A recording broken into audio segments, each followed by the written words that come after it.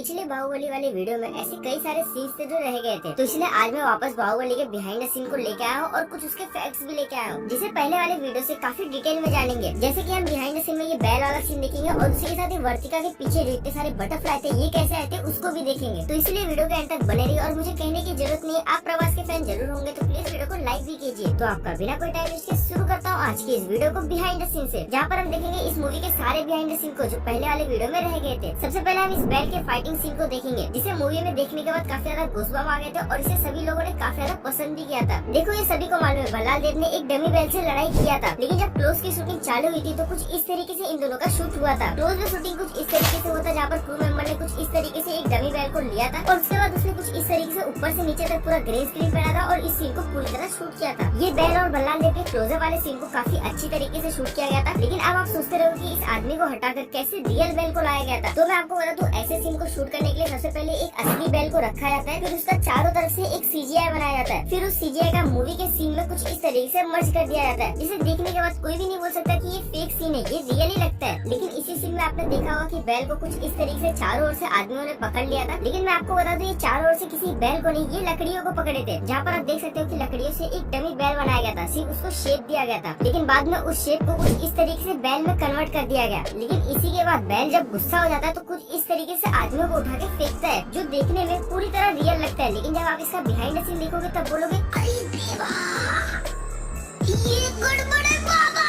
इस सीन के behind the scene में आप देख ही सकते हो कि कैसे एक आदमी ने कुछ इस तरीके से उठा के सबको फेंका है और अपने आप को पूरा ग्रीन कलर के क्लोथ से कुछ इस तरीके से ढका है, जिससे एडिटिंग के जरिए पूरी तरह ये हट जाए। लेकिन इस बैल के गुस्से होने के बाद आपने एक कमाल की एंट्री देखी होगी कटप्पा के, जहाँ पर कटप्पा एक कमाल की एंट्री मारते हैं, लेकिन एंट्री मारने के बाद वो खुद ही घायल हो जाते हैं। इस वाले सीन को क्रिएट करने के लिए कटप्पा को बोला गया था कि इस केज में इस पॉइंट पे आपको मारना है, और उसके बाद आपने एडिटर का कमाल देखा होगा जो सीन को काफी ज्यादा स्मूथ बना दिया था। तो इस वाले सीन में आपने पूरे बैल वाले सीन को देख लिया कि किस तरीके से उसे क्रिएट किया गया था। तो अब हम चलते हैं हमारे अगले सीन की तरफ, जहाँ पर आपने इस पहाड़ वाले सीन को काफी अच्छी तरीके से एंजॉय किया होगा। यहाँ पर आपने अनुष्का का ये वाला सीन तो देखा होगा और देखने के बाद मुझे पूरा भरोसा है आपने काफी ज्यादा एंजॉय भी किया होगा। यहाँ पर इनके पीछे कई सारी तितलियों को देख के आप काफी ज्यादा प्रसन्न हुए होंगे। वैसे मैं आपको बता दूं इस तितली को वीएफएक्स की हेल्प से बनाया गया था, जिसे आप अपने स्क्रीन पे इजीली देख सकते हो। और उसी के साथ आपने इस वाले सीन में कई सारे कपड़ों को इस तरीके से उड़ते हुए देखा होगा। इस वाले कपड़े को भी वही सेम मेथड से बनाया गया था, जहाँ पर सीजीआई की हेल्प से कुछ इस तरीके से इसको क्रिएट किया गया था। इस सीन में आपने काफी अच्छे नेचर को नोटिस किया होगा, जो देखा जाए मूवी में काफी अच्छा लगा था। अब आप सोचते रहो कि ये सीन को एकदम रियल लोकेशन पे शूट किया गया होगा, लेकिन ऐसा नहीं है। इस सीन को भी शूट करने के लिए वीएफएक्स का हेल्प लिया गया था, और अगर वीएफएक्स का हेल्प लेना है तो हमें आजू बाजू ग्रीन स्क्रीन तो लगाना ही होगा। तो आप आजू बाजू देख ही सकते हो कि कैसे ब्लू बैकग्राउंड को लगाया गया था, जिसे सीन को अपने हिसाब से कस्टमाइज कर सके। यहाँ पर आपने देखा होगा कि प्रभास कुछ इस तरीके से जंप मारकर उस वाले चोटी पे जाते हैं। इस वाले सीन का बिहाइंड द सीन देख के आप समझ जाओगे कि इस पूरे सीन को किस तरीके से शूट किया गया था। जहाँ पर आप देख सकते हो कि इस सीन को शूट करने के लिए कैसे एक सेटअप बनाया गया था और उस पूरे सेटअप को ग्रीन स्क्रीन और ब्लू स्क्रीन से भर दिया गया था। और उसके बाद केबल के हेल्प से प्रभास को कुछ इस तरीके से यहाँ से वहाँ ट्रांसफर किया गया था। और उसके बाद तो आप अच्छी तरह जानते हो कि केबल को हटाकर और ग्रीन स्क्रीन को हटाकर कुछ इस तरीके से एक अच्छा सीन बना दिया जाता है। और यही सेम तरीके से पहाड़ वाले पूरे सीन को शूट किया गया था, जिसका आप पूरा बिहाइंड द सीन अपने स्क्रीन पे देख सकते हो कि कैसे प्रभास क्रेन के हेल्प से पहाड़ पे कुछ इस तरीके से लटके रहते हैं।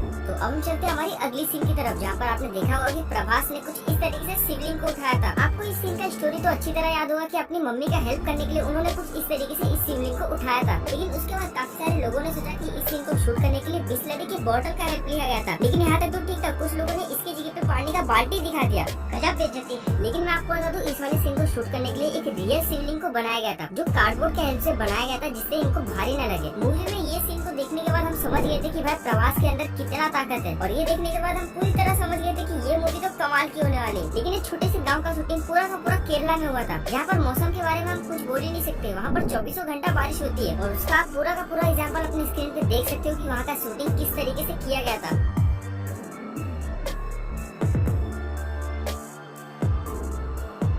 इस फिल्म में आपने देखा होगा कि राणा ने भल्लाल देव का कैरेक्टर निभाया था, और इस फिल्म में इनको काफी ज्यादा डेंजरस दिखाया गया था और काफी पावरफुल दिखाया गया था। लेकिन इनके लिए कोई और इनका कैरेक्टर निभाता तो भाई पसंद नहीं आता। इनका रोल मूवी में काफी धमाकेदार था, लेकिन जो इनकी मूर्ति बनाई गई थी ना फिल्म में, वो भी काफी ज्यादा धमाकेदार था, क्योंकि उस मूर्ति को कोई भी VFX से नहीं बनाया गया था, उसे रियल में बनाया गया था, इसलिए काफी ज्यादा अच्छा लग रहा था। जहाँ पर आप इजीली देख सकते हो कि मूर्ति को कैसे बनाया गया था। मूर्ति के ऊपर वाले पार्ट को बनाया गया था और मूर्ति के नीचे वाले पार्ट को बनाया गया था, लेकिन मूर्ति के बीच वाले पार्ट को क्रिएट ही नहीं किया गया था। उसके जगह पे ब्लू कलर के पर्दे को कुछ इस तरीके से बनाया गया था, क्योंकि भाई इस फिल्म में इस मूर्ति को काफी ज्यादा बड़ा दिखाना था, और इतनी बड़े मूर्ति को अगर इनको बनाना रहता तो खर्चा ज्यादा बढ़ जाता, और इसीलिए इन्होंने अपना दिमाग लगाया और कुछ इस तरीके से VFX का हेल्प लेकर इस मूर्ति को इतना बड़ा दिखा दिया। इसी तरीके से VFX की हेल्प से सारे सेटअप को क्रिएट किया गया था, जहाँ पर बाहुबली के पूरे सेटअप को बनाया गया था, लेकिन VFX की हेल्प से उसे अच्छी तरह फिनिश दिया गया था। लेकिन जो मूवी के लिए थोड़े बहुत सेटअप बनाए गए थे, उसे अभी भी डिस्ट्रॉय नहीं किया गया है। उसे रामोजी स्टूडियो में वैसे का वैसे ही क्रिएट करके रखा गया है, क्योंकि बाहुबली के फैन इतने क्रेजी है कि वो अभी भी जाते हैं उस मूर्ति को देखने के लिए। क्रेजी से याद है कि हम क्लाइमेक्स वाले सीन को तो भूल ही गए, जिसे शूट करने के लिए 1000 से भी ज्यादा पब्लिक को बुलाया गया था। अब भाई इतनी सारी पब्लिक आई है इस सीन को शूट करने के लिए, तो इसका सीधा सीधा मतलब है भाई सिक्योरिटी भी ज्यादा चाहिए। तो भाई इसलिए डायरेक्टर ने यहाँ पर 2000 से भी ज्यादा बॉडीगार्ड्स को बुलाया था कि भाई तुम आओ और यहाँ पर सिक्योरिटी दो, क्योंकि वो अकेले इतने बड़े क्राउड को तो हैंडल बिल्कुल नहीं कर पाते। इस सीन में आपने इतने बड़े क्राउड को देखा होगा, तो इसका मतलब ये नहीं कि इन क्राउड को बुलाया गया और ऐसे ही सीन को शूट कर दिया गया। इस क्राउड में जितने भी मेंबर थे उन सभी लोगों को अच्छी तरह ट्रेन किया गया कि इस सीन को किस तरीके से शूट करना है, और यही कैसा बेस्ट एग्जांपल है जिसे हम बोल सकते हैं कि भाई इसीलिए इस सीन को इतना सब लोग पसंद करते हैं, क्योंकि इतनी बड़ी भीड़ को ट्रेन करना काफी ज्यादा मुश्किल था, लेकिन एसएस राजामौली ने एकदम स्मूथली किया। तो आप एसएस राजामौली के सारे हार्डवर्क को अपनी स्क्रीन पे इजीली देख सकते हो।